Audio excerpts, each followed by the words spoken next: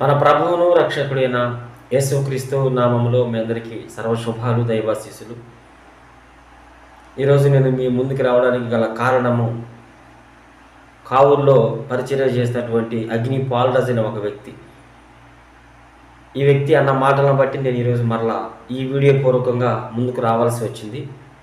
వాస్తవానికి ఇతన్ని అగ్ని పాల్రాజ్ అనే కంటే కూడా అగ్ని లేని బొగ్గురాజు అని కూడా మనం పిలవటం చాలా మంచిదని నేను అనుకుంటున్నా.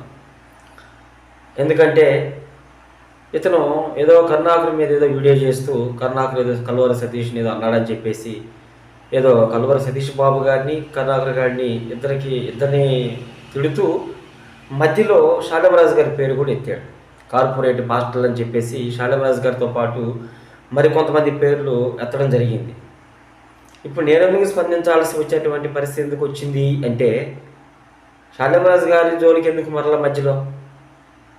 గతంలో ఈ వ్యక్తి ఈ పెద్ద మనిషిగా ఉన్న ఈ వ్యక్తి, చలామణిగా ఉన్న ఈ వ్యక్తి గతంలో పలుమార్లు షాలమరాజు గారిపై విషయం జింపాడు. అది మీ అందరికీ తెలిసేటువంటి సంగతే. నేను నిన్న ఒక వీడియో చూశానండి, చాలా బాధేసింది. కరుణాకర్ గారికి స్ట్రాంగ్ వార్నింగ్ ఇస్తున్నాడేమో అనుకున్నా. ఒక్కొక్క కల్వరి సతీష్ బాబు గారిని తిడుతూ వాడిని కూడా తిడుతున్నాడు కరుణాకర్ గారిని.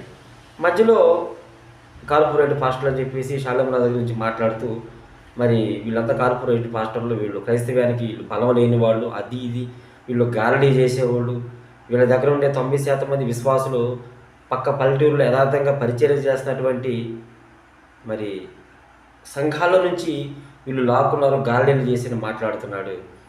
ఒకసారి మీరు అది చూసేయండి. అసలు ఎందుకు ఈయన ఆ విధంగా మాట్లాడుతున్న తర్వాత మనం ఆలోచించేద్దాం. తెలుగు రాష్ట్రాల్లో బలంగా వాడబడుతున్న దైవజనులను విమర్శిస్తున్నావు అని ఈ Calvary Satish, Chilakaluripet Shalemraj, Rajahmundry unholy team John Wesley, Vizag Hyderabad Stephen Paul, ఇంకా కొంతమంది ఉన్నారు ఫేమస్ కార్పొరేట్ పాస్టర్లు, వెల్లంపల్లి.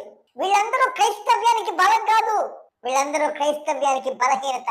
వీళ్ళ సంఘాల్లో వాళ్ళు 90 మంది పల్లెటూళ్ళలో, గ్రామాల్లో, పట్టణాల్లో యథార్థమైన సేవకులు, ఆత్మ సంబంధంగా కన్న ఆత్మలను వీళ్ళు మ్యాజిక్కులతోటి, ట్రిక్కులతోటి, బిజినెస్ ట్రిక్కులతోటి వాళ్ళ సంఘంలో కలుపుకున్నారు. అందుకే మీరే చూశారు, నా సొంత మాటలు కాదు అవి.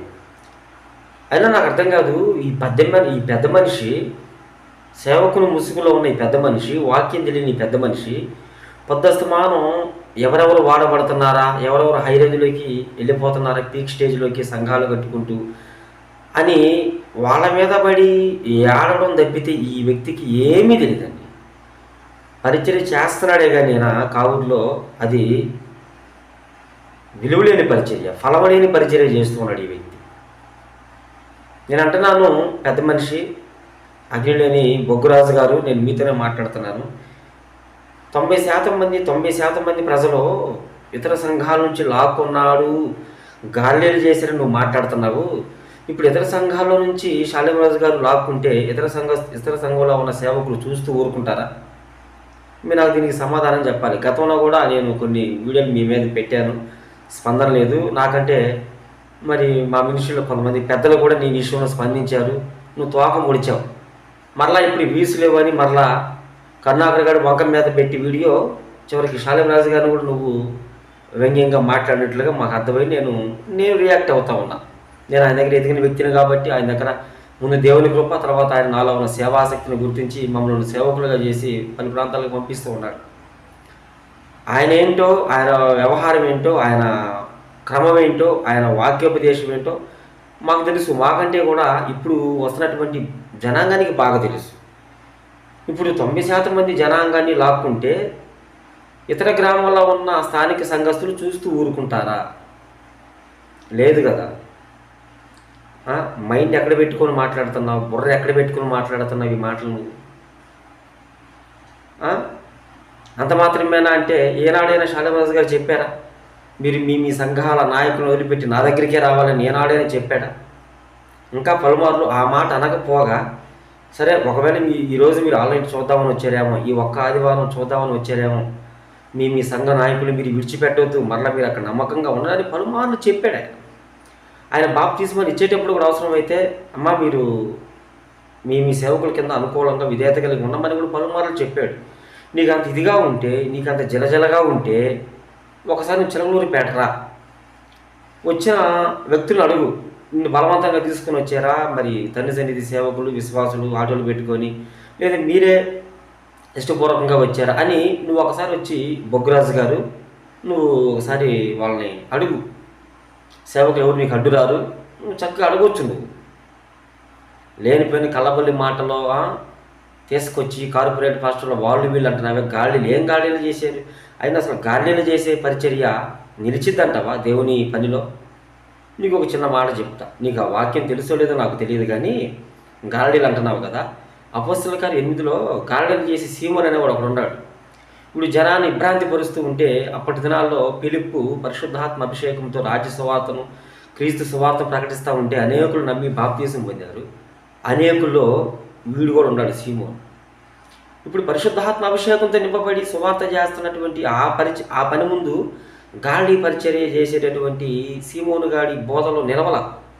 ఇప్పుడు నువ్వు చెప్పే లెక్కలో వీళ్ళందరూ కార్పొరేట్ పాస్టర్లు అందరూ కూడా గాలిలు చేసి జనాన్ని లాక్కుంటారు అన్నావు కదా. మరి ఈ పాటికి ఆ సంఘాలు భూస్థాపితం అయి ఉండాలి. నువ్వు నికాలస్తు సేవకుడు ఫిలిప్పు లాంటి, పేతురు లాంటి, అపోస్తులైన పౌలు లాంటి పరిచర్య చేస్తే నువ్వు మరి ఈ పాటికి నువ్వు కొంతమంది పేర్లు ప్రస్తావించావు. మరి వాళ్ళ పరిచర్యలు మొత్తం ఈ సమయానికి డేలబడిపోవాలి కదా. నువ్వే అన్నావు కదా గాలిలు చేసే పరిచర్య. మరి ఎందుకు ఇంకా అంతకంతగా పెరుగుతున్నాయి? జనమేమన్నా తిక్కల కట్టు కథలకి, పెట్ట కథలకి, గాలి మాటలకి.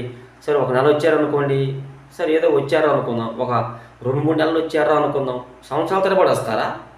ఆ కథలకి సంవత్సరాల తరబడి వస్తారా? ఆ గాలిలకి కడుపుకి అన్నం తింటే సరిపోదు, మనం ఏం మాట్లాడుతున్నామా అనేది కూడా ఆలోచన చేసుకోవాలి బొగ్గురాజు. పేరు ముందు అగ్ని అని పెట్టుకుంటే సరిపోదు, పరిచయలో కూడా అగ్ని బగబగ మండాలి.